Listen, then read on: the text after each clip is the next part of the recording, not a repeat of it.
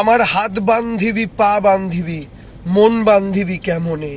দিদির হাত পা বাঁধতে পারো, মানুষের মনকে বাঁধতে পারবে কি? ও হে দালাল, তুমি দিদিকে 24 ঘন্টার জন্য ব্যান করে ভেবেছো কার্য হাসিল হবে?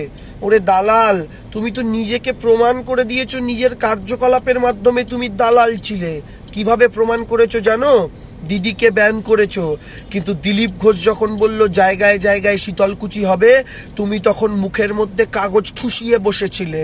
যখন রাহুল সিনহা বলল সিআরপিএফ এর 4 জন নয় 8 জনকে মারা উচিত ছিল, তুমি তখন মুখে ন্যাকড়া ঠুসিয়ে বসেছিলে। যখন শুভেন্দু অধিকারী নন্দীগ্রামে বলেছিল বেগম জিতলে মিনি পাকিস্তান হবে, তখন তুমি মুখে কাগজ ঠুসিয়ে বসেছিলে। তুমি 2019-এর লোকসভায় নরেন্দ্র মোদী যখন সেনাবাহিনীর ডেড বডি দেখিয়ে ভোট চেয়েছিল, মুখের মধ্যে কি ঠুসিয়ে বসেছিলে আমি দেখতে যাইনি টর্চ মেরে, কিন্তু কিছু একটা ঠুসিয়ে তুমি বসেছিলে।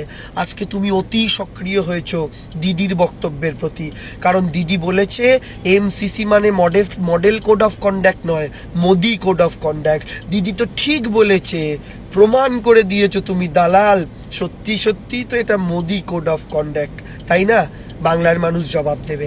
শোনো, থ্যাংক ইউ প্রমাণ করে দেওয়ার জন্য। একটা 5 ফুট 2 ইঞ্চির মহিলাকে তোমার মালিক, তুমি, ED, CBI, CPM, Congress, BJP থেকে শুরু করে গদ্দার, বেঈমান, বড় বড় শক্তি, বড় বড় পাওয়ার সবাই ভয় পেয়ে গেছো। তাই তো স্বরাষ্ট্রমন্ত্রী প্রধানমন্ত্রী রোজ আসা যাওয়া করছে, তাই তো বিভিন্ন চক্রান্ত ফেঁদে মহিলাটাকে সরানোর চেষ্টা করছো, আর তাই তো আজকে তাকে বেঁধে দেওয়ার চেষ্টা করছো। শুধু এভাবে বাঁধলে না, কি চুগলিবাজি করলে?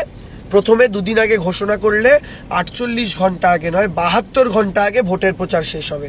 খুব ভালো কথা, 72 ঘন্টা আগে, মানে একটা দিন অলরেডি খেয়ে নিলে। তারপরে বুদ্ধি করে আজকে কি করলে?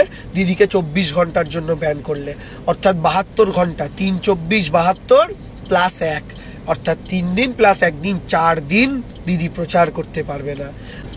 দালাল, পারবে না তুমি। চলো, লড়াইটা যখন এতদূর নিয়ে গেছো, লড়াইটা আমরাই শেষ করব।